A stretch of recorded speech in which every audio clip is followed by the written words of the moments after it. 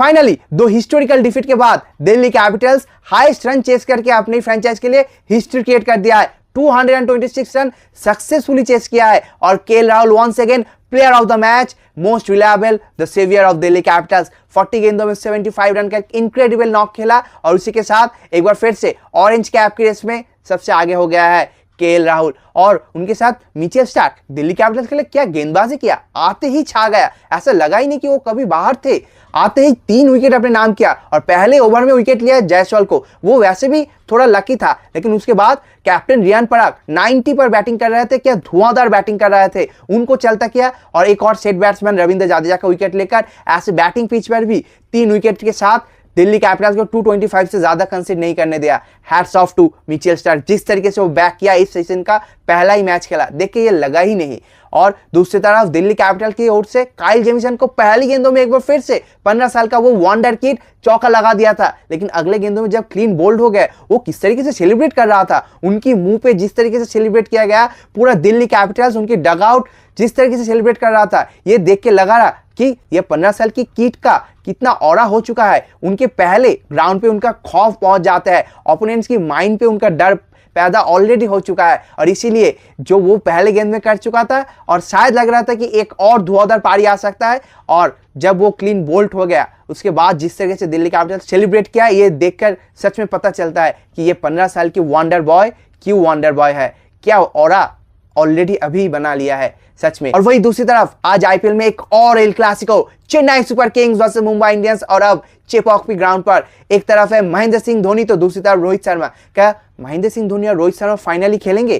क्या है उनका फिटनेस का अपडेट और प्लेइंग 11 क्या हो सकता है, इंजुरी अपडेट क्या है, मैच का स्क्वाड का अपडेट क्या है, सब जानने के लिए इस वीडियो को अंत तक देखिए और स्पोर्ट्स ट्यूटोरियल को जरूर सब्सक्राइब कर लीजिए। दिल्ली कैपिटल दो हिस्टोरिकल डिफीट के बाद हाईएस्ट रन चेस करके अपने फ्रेंचाइज का एक हिस्टोरिकल विक्ट्री हासिल किया है। पहले तो सरपंच साहब श्रेयस अय्यर की पंजाब किंग्स के खिलाफ 264 डिफेंड नहीं कर पाए, कंसीड कर गए और आईपीएल की हिस्ट्री का सबसे बड़ा चेस कंसीड कर गया। उसके बाद सबसे लोएस्ट टोटल इस सीजन का वो भी कंसीड किया, 75 रन पर ऑल आउट हो गए बेंगलुरु के खिलाफ अपने होम ग्राउंड पर, और अब अवे मैच में राजस्थान रॉयल्स उनकी घर पर जाके साई मनसिंह स्टेडियम पर ये हिस्टोरिकल चेस करके 226 रन बहुत आसानी से चेस करके एक हिस्टोरिकल विक्ट्री हासिल किया है। लेकिन राजस्थान रॉयल्स ये मैच कहाँ हारा, देखा जाए तो फिर रियान पराग पहले टॉस जीतकर बैटिंग का फैसला लिया और बैटिंग किया। ये कहते हैं कि वो पिच ड्राई है, लेकिन ऐसा लगा नहीं, बैटिंग के लिए भरपूर मदद था और खास करके जब आप पहले बैटिंग लेकर पहले 2 ओवर में आपका डिस्ट्रक्टिव ओपनर 2 आउट हो जाता है, तब तो आपका फैसला गलत साबित हो ही जाता है।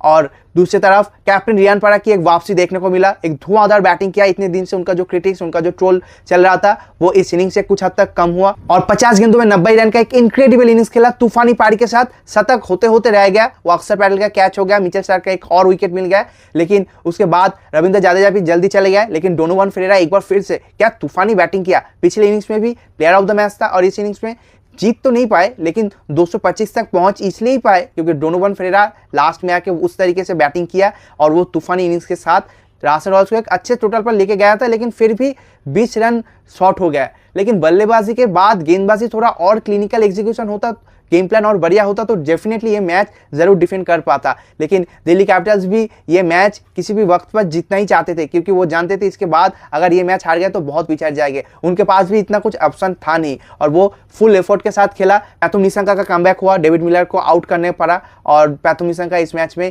एक बार फिर से क्या इनक्रेडिबल बैटिंग किया, जिसका अपेक्षा उनके से था वो इस मैच में फाइनली देखने को मिला। 62 रन का एक तूफानी बैटिंग किया और फायरी स्टार्ट दिया। उनके बाद केएल राहुल का आया वो स्टॉर्म और 75 रन का एक और इनिंग्स के साथ प्लेयर ऑफ द मैच भी बने और ऑरेंज कैप होल्डर की लिस्ट में 433 रन के साथ और अभिषेक शर्मा को वो क्रॉस कर चुके हैं और 9 इनिंग्स के बाद सबसे आगे है केएल राहुल। और दूसरी तरफ उनके साथ ट्रिस्टन स्टाफ, आशुतोष शर्मा और नीतीश राणा, हर एक बैटर दिल्ली का आए और छा गए, जिसके चलते बहुत आसानी से ये चेज हो गया। राजस्थान रॉयल्स ये मैच में पीछे जरूर रह गया, लेकिन पॉइंट टेबल पर अभी भी नंबर 4 पे है और दिल्ली कैपिटल ये मैच जीत के नंबर 7 से नंबर 6 पे आ चुके हैं। आज आईपीएल में इस सीजन का दूसरा El Clasico, iconic rivalry, Mahendra Singh Dhoni की चेन्नई सुपर किंग्स और दूसरी तरफ रोहित शर्मा की मुंबई इंडियंस। और सबसे वाइल्ड फैक्ट क्या है पता है, इन दोनों टीम के पास 5-5 ट्रॉफी मिला के 10 ट्रॉफी है, जो कि आईपीएल की हिस्ट्री में टोटल 15 टीम्स पार्टिसिपेट किया है, जिनमें से ये दोनों टीम को अगर बात दिया जाए तो फिर 13 टीम, बाकी 13 टीम के पास इतने सारे ट्रॉफी नहीं है। इन दोनों टीम के पास कुल मिला के 10 ट्रॉफी है। 19 सीजन चल रहा है और 10 ट्रॉफी इन दोनों टीम के पास है। तो ये दोनों टीम का हिस्ट्री कितना रीच हो सकता है, जस्ट इमेजिन। एक तरफ महेंद्र सिंह धोनी का लेगासी तो दूसरी तरफ रोहित शर्मा के लेगासी। लेकिन द क्वेश्चन इज, क्या वो दोनों आज खेलने वाले हैं? क्या महेंद्र सिंह धोनी और रोहित शर्मा आज इस मैच में खेलेंगे? फिट है? महेंद्र सिंह धोनी और रोहित शर्मा की इंजरी अपडेट तो इस तरीके से आया है, ट्विस्ट काफ इंजरी के चलते महेंद्र सिंह धोनी अभी भी फुल्ली रिकवर नहीं हुआ है। और दूसरी तरफ रोहित शर्मा की तो हार्दिक पांड्या पिछले मैच में आकर कंफर्म किया है कि वो अभी भी कुछ मैचेस और लेंगे फिट होने के लिए। तो फिर दोनों को ही इस मैच में खेलना तो लगभग इम्पॉसिबल है, अनलेस कुछ मिराकल हो जाए। वी प्रे टू गॉड कुछ मिराकल कर दीजिए और किसी भी तरीके से इन दोनों को खिला दीजिए, क्योंकि इन दोनों लेजेंड के बिना एल क्लासिको फीका लगेगा।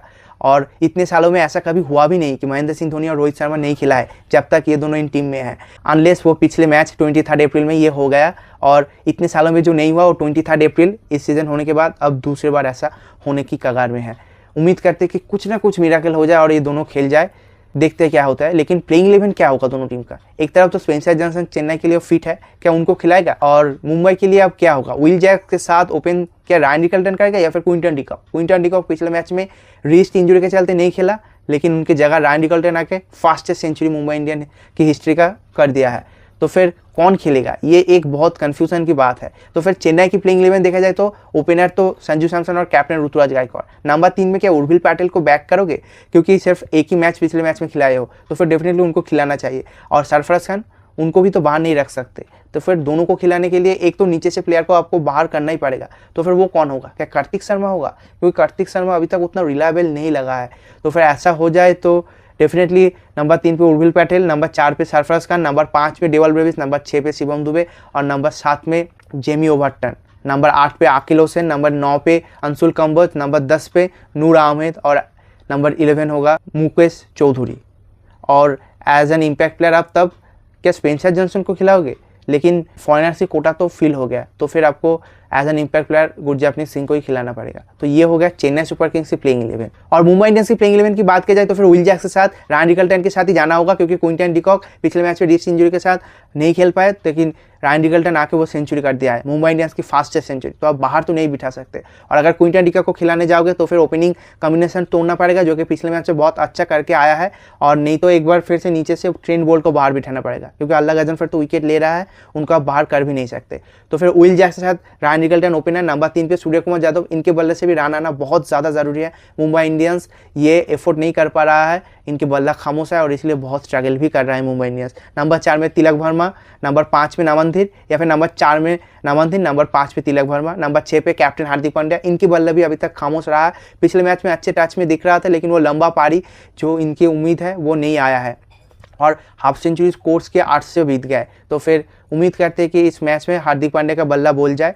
नंबर 7 में रविन बिंच को ही खिलाइए, पिछले मैच में खिलाए थे, वो बहुत बढ़िया प्लेयर है। और उसके बाद नंबर 8 में क्या करबिन बॉस को ट्राई कर सकते हो? तो फिर एक बैटिंग में भी डेप्थ मिलेगा और बॉलिंग में भी एक नया ऑप्शन आप खिला पाओगे और ट्रेंट बोल्ट को बाहर करना पड़ेगा। तो फिर नंबर 9 होगा जसप्रीत बुमराह, नंबर 10 अल्लाह गजनफर, नंबर 11 होगा अश्विनी कुमार। और as an impact player Raghu Sharma spinner को ट्राई कीजिए, एक नया सरप्राइजिंग एलिमेंट के साथ उभर के आ सकता है। उनके पास टैलेंट की कोई कमी नहीं है, उनको खिलाइए, क्या सरप्राइज कर दे। चिपॉक भी ग्राउंड पर स्पिनिंग बहुत अच्छे से होता है। और देखा जाए तो फिर मयंक मार्कंडे से भी बहुत बढ़िया आउटकम तो नहीं मिला है, तो फिर ट्राई करने में क्या आ जाता है, रघु शर्मा को खिलाइए और क्या पता आपको जीत दिला दे। तो ये हो गया मुंबई इंडियंस की प्लेइंग टीम। दोनों टीम की प्लेइंग 11 देखा जाए तो फिर दोनों ही टीम बहुत सारे कन्फ्यूजन है, क्या करेगा क्या नहीं करेगा। लेकिन महेंद्र सिंह धोनी और रोहित शर्मा आएगा तो प्लेइंग 11 चेंज जरूर हो जाएगा। लेकिन क्या वो खेलेगा, ये मिराकल हो भी सकता है या नहीं, ये भी एक डाउट है। और दूसरी तरफ देखा जाए तो फिर एक तरफ नंबर 7 में है पॉइंट्स टेबल पे चेन्नई सुपर किंग्स, तो दूसरी तरफ नंबर 9 पे है मुंबई इंडियंस। मुंबई इंडियंस के लिए हर एक मैच अब एलिमिनेशन राउंड की कगार में आ गया है। एक मैच हारेगा तो एलिमिनेट हो जाएगा, तो फिर नॉकआउट हो चुका है, ये मैच जीतना ही पड़ेगा।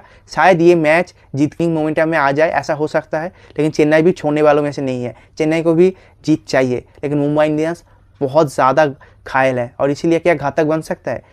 परसेंटेज देखा जाए तो हम कहेंगे कि 55% Mumbai Indians, 45% Chennai Super Kings इस मैच की जीत की प्रेडिक्शन। आपको क्या लगता है कौन सी टीम ये एल क्लासिको बाजी मारेगा, क्या मुंबई इंडियंस या फिर Chennai Super Kings? Comment section में अपना चॉइस जरूर बताइए। वीडियो अच्छा लगे तो लाइक और दोस्तों के साथ जरूर शेयर कीजिए और स्पोर्ट्स टोल को प्यार बांटिए, सब्सक्राइब कीजिए और इंस्टाग्राम में भी जाके फॉलो कर दीजिए।